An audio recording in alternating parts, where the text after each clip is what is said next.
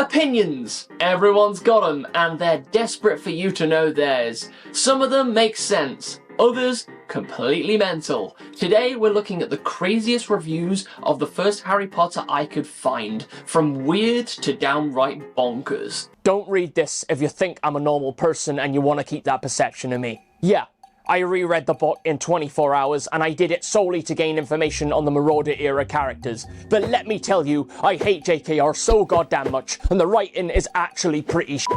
And the book is wrong, the fanon timeline isn't wrong, the book is wrong. This is a Dumbledore hate account, BTW. Dumbledore asked calmly. By the end of this, you'll never see Harry Potter in the same way again. First up, we've got an unlikely reviewer called Voldemort, who apparently thinks, "This is a disgrace to all purebloods. My head looked quite dashing on that strange professor's head. If only I could have extended my stay. Harry Potter, this is not over yet." Now this can't be real, right? Because this review was written in 2013. We all know he cocked it in 1998. But whoever this imposter is, he's got a point. I'd be fuming too if some random 11-year-old was putting his hands all over my face. This next one just about burst my eardrum. "Oh, why yes, my name is Sana and I really did not like this." Okay, do we have to shout? "Don't kill me, thanks, goodbye." Alright, bye now. I've been thinking a lot and this is actually 2.5 stars. Guys, my little sister just came put to me with this book in her hand and asked me to BR with her. BR. Brazil. Battle Royale. Bedroom. She looked so happy when I said yes. Moving on. Going over to Amazon now, where Karen Phillips revealed a dark secret about the Harry Potter franchise. I went to school with a guy called Harry Potter. Since he also wore glasses, I assumed it was his autobiography. If it was, he's lying. Yes, we all did mental stuff at our school, but it's because we were on glue. And I wasn't that wasted to think our headmaster had a white beard. Didn't even have a moustache. Disappointing. I know, it's a tough pill to swallow. Who could ever read a book with such lies and deceit in it? But as an author, these next two reviews might just scare me the most. Laura Todd gives the book 1 star despite actually loving it. What's going on there, Laura? Did you think the book would feel better if you gave it 1 star, like some kind of reverse psychology? And then there's Lynette_86, who thinks the writer's a genius, but still only gives it 3 stars. What does an author have to do, eh? Cure world hunger and write the next Mona Lisa in 500 pages? Does Lynette_86 want the writer to save her cat from a tree, and then maybe, just maybe, she'll give it a 4? What do these people want, really? Where's the bar here?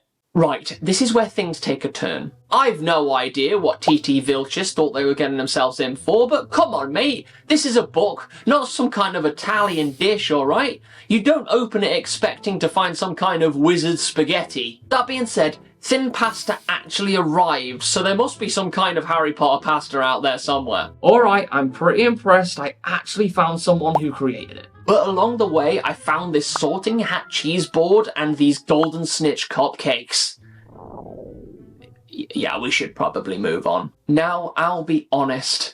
I was umming and ahhing about whether we should include this one or not, because I don't want to get cancelled. And if you're wondering why, it's because it has a certain word in it. One that is particularly horrible when you're trying to speak about anything that is remotely fictional. I wouldn't usually do this, but in the end I thought it was important to include it for Margaret, who had this to say. I don't like it when my son uses the word hate, but it was my first thought when I unpacked the book. It was in a truly ugly condition. The cover was torn in many places. The pen writings were on the side of the book, in the book, on the spine of it. Yes, all over the book. It looked so worn and dirty that my son refused to read it. Now, the book itself is a masterpiece. People don't sell the garbage. Think of the little kids who are about to open an amazing world of literature. Don't make them hate reading, selling books in such an awful condition. This one hits hard, people. The fact she doesn't like her son using the word, yet in this instance, her hand was forced because there is no other word in the dictionary that can describe such a traumatic experience. But the good news is, she used a set of arrows before writing it, which, as we know, is a famous way of excusing any use of such awful language. Sure, we can still see it, but now we know that Margaret doesn't approve of it, and that, my friends, takes a true warrior to write. Oh, hang on. She used it again. No arrows. No excuses this time, Margaret. Back to the confessional box with you. You know, as a person who started reading because these books really captured my imagination, I really think I'm letting it down in this video. I'm letting all these people take a dump on what used to be one of my favourite franchises. I think it's time that I started to do my part as a booktuber and defend my opinion. Because, as we've already established, everyone's got one. So it's time for me to express my opinion on someone else's opinion. Bring it on, Liz. What you got for me? It is a bewildered girl who writes this. After all, her mind reasons, isn't this the children's series? The best thing to have hit the bookstores since Narnia. There must be something tragically wrong with me. Surely my mind has twisted this into something other than what's really there, right? Unfortunately, I don't think so. You see, I've realised something. I might only just have finished book 1. Yeah, I'm a little behind the times, but I've realised something. Harry Potter is a Mary Sue. Gary Stew, Marty Stew, whatever you want to call him. Let me say it again. Harry Potter is a Sue. Oh, it's very easy to say that, isn't it, Liz? What a basic opinion. It's not like you've got any evidence to back it up. Right, here we go. Huh? He's hated by all of the nasty, sometimes ridiculously evil people, Yes, he is. and liked by all the good ones. Sure. He has a cool scar, He does. black hair and green eyes. Exactly. He's famous Yeah, but and rich. I mean, after the life he's had. He's fantastic at broomsticking, even though he's never had any practice whatsoever. Yeah, but his dad. He's smart. Good point. He impresses everyone on the Quidditch team. All right. Enough of your highly detailed opinions. I think we should stop there. If you were thinking when I promised that you would never look at Harry Potter the same way again, that I was talking about this annoyingly accurate and well thought out review, you'd be wrong. Because things took an unexpected turn when I came across this peculiar review. At first I thought Books Ring My Bell was being serious. Then I read the disclaimer. But this one begged the question. Has anyone ever really thought that Harry Potter was evil? In short, yes. This fella over here.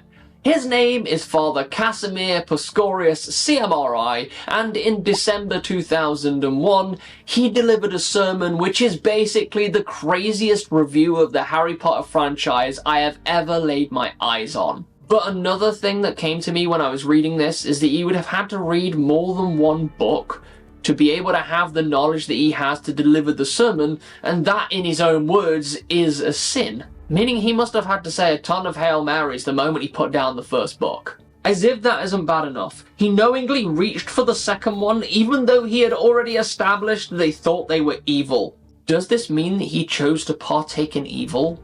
And if so, why? For the good of the people, I suppose. Reading Harry Potter so you don't have to. The first problem I would like to point out are the words that are so casually used in the book and in the movie.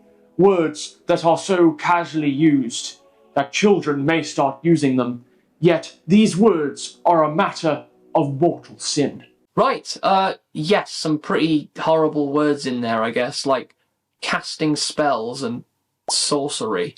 I believe it is the devil trying to insinuate himself through the medium of human beings. These are not your usual Grimm's fairy tales. Remember, children do not have the critical ability that adults have. They read fantasy much differently than we do. They read it in a believing way. I have to admit, when I was a kid, I really did want that letter to Hogwarts, like, to the point where I was really disappointed on my 11th birthday when it didn't arrive. Probably for the best, though. That school would have broken me. Harry Potter might just have escaped being sinful, though, if the magic were less harmful. As Father Casimir says, This is not harmless white magic. We're talking about something far more serious. Harry also learns a new vocabulary, including such words as Azkaban, Cirque, Draco, Erised, Hermes, Slytherin, all of which are names of real demons and devils. These are no characters of fiction. Does he realise that Erised is just Isaiah backwards? I mean, I looked into it, and no demon has ever been called this, so should have done your research, Father. Also, does anyone remember Harry Potter having a modern languages class? Like, I swear there's never a scene where there's like a character at the front just basically repeating word and all the students are repeating the same word. That scene doesn't ever actually appear in the books or the films, does it? In one class, students are taught to cut up mandrake roots, which are living human babies, for use in a potion. This, at least, can cause a subconscious desensitization to abortion. Right, he does realise that mandrakes are a genuine plant from mythology, not actually living babies. All I'm saying is it's a bit of a stretch. I can't say I've ever felt desensitised reading these books. If anything, they made me feel pretty sensitive, making me fall in love with characters and then ripping them away from me. From reading this, you'll probably think that Father Casimir is not a fan of any type of fantasy. But he actually does clarify that Narnia and Lord of the Rings are totally acceptable. It's just because Harry goes to school to learn about witchcraft and wizardry, because kids out there are just waiting to engage in this kind of stuff themselves. As a child at the time, I can't say I saw this as anything other than a fantasy. Of course, I wanted it to be real, but deep down I knew it was all in good fun. I know a lot of people who have read these books, and none of them have ever summoned a demon. Not once. Like, not even when they were drunk. If you've read Harry Potter as well, and now you're fearing for your soul, then don't worry, because I made a video which breaks down the 7 heavenly tropes, and you can find them right here, so don't forget to click that one next.